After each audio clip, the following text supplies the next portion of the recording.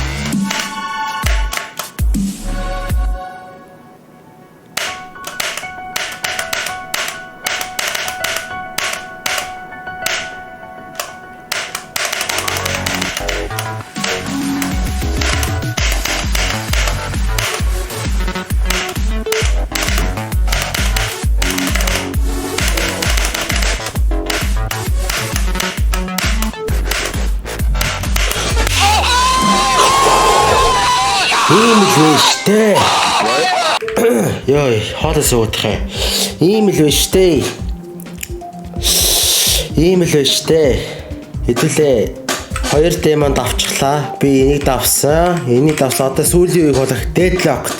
3 2 1 Let's go.